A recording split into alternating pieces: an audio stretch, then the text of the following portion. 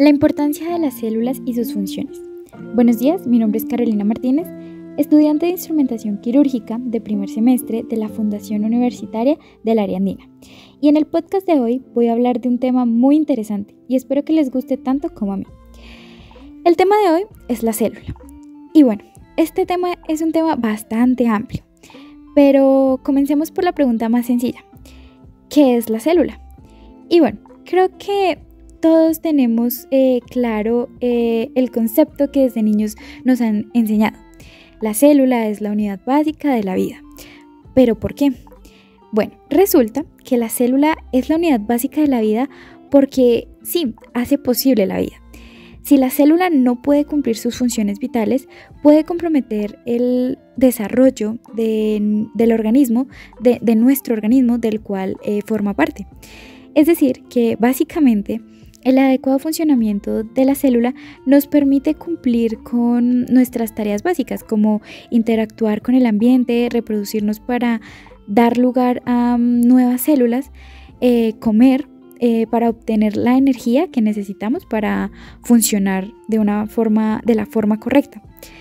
Es decir, que todos los seres vivos estamos formados por células. Y es importante contar que hay dos tipos de células. Están las células eucariotas, que son las que poseen núcleo celular, y estas pueden ser de dos tipos, de tipo animal o vegetal. Y también están las células procariotas, que no poseen núcleo celular. Y bueno, acá viene lo más interesante. Y es que les voy a dar unos cuantos datos curiosos de la célula porque tiene demasiados.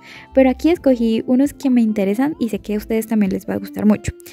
Comencemos por un dato que me gusta mucho, y es que contiene ADN y ARN.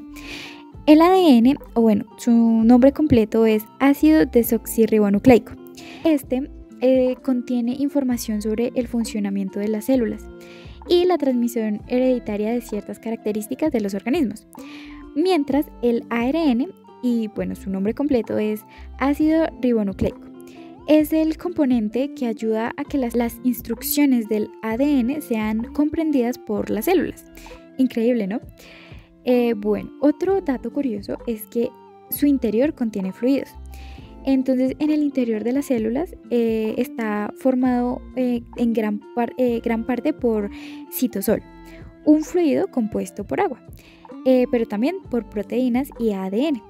Y bueno, es importante aclarar que este líquido rodea a todas las estructuras celulares, pero no penetra en ellas. Otro dato es que tiene una membrana protectora y su función, pues como su nombre lo dice, es proteger las estructuras internas y al mismo tiempo permite la comunicación con el exterior. Y bueno, aquí viene un dato que me parece muy interesante, y es que responden a estímulos.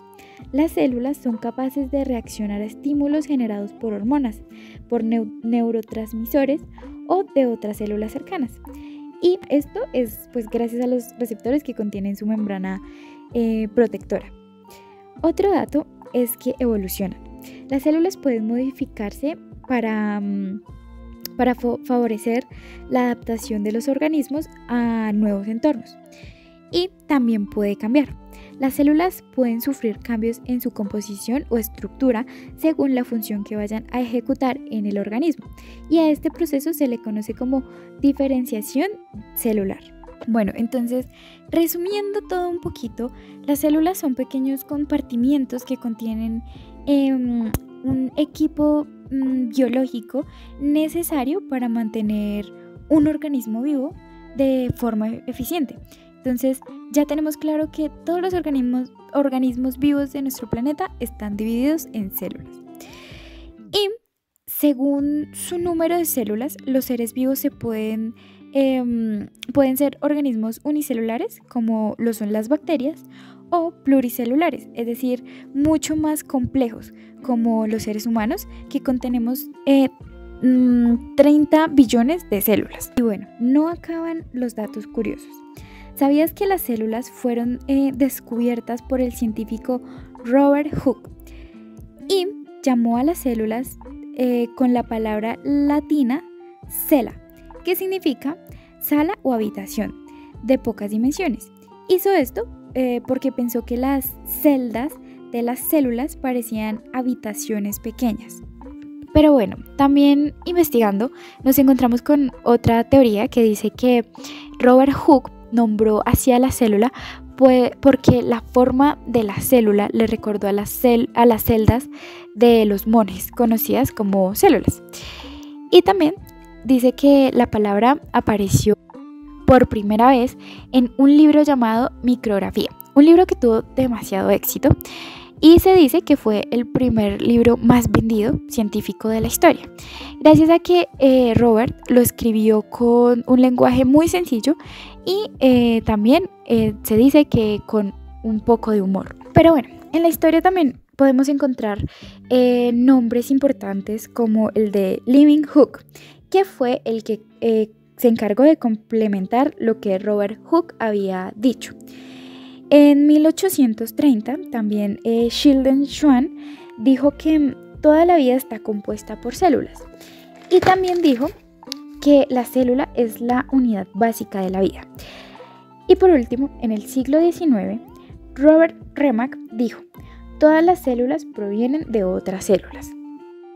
Pero bueno, la verdad es que la historia de las células es demasiado extensa, ya que fueron siglos y siglos de investigaciones, de escritos, en algunas ocasiones algunas peleas por nombres o por diferencias de pensamientos. Entonces es una historia demasiado larga donde encontramos también muchos nombres que ayudaron a que hoy en día conozcamos el término de la célula. Y bueno, ya terminando con la historia de las células, quiero contarles algunas de las características y de las partes de las células.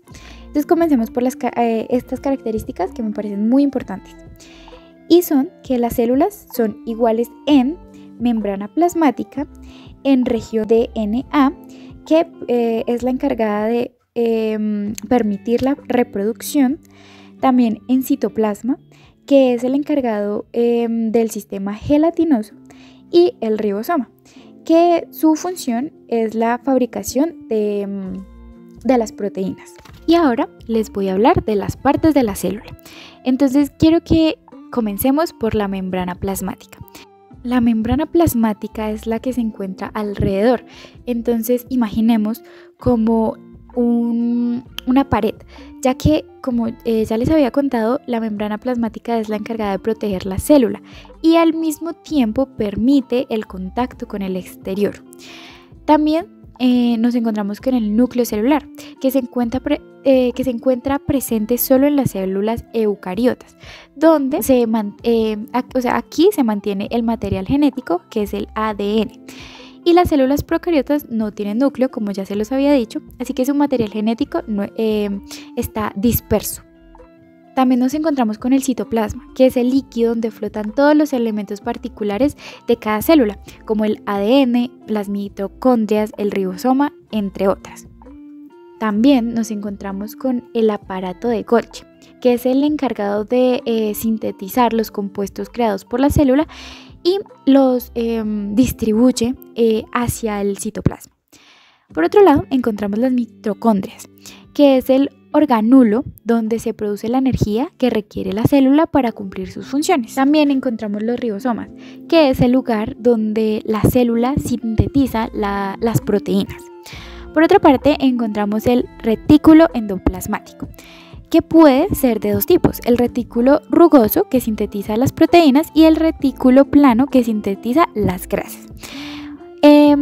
Otra parte es perisosomas, que se encarga de degradar el peróxido de hidrógeno, y de allí su nombre, de oxidar los ácidos grasos.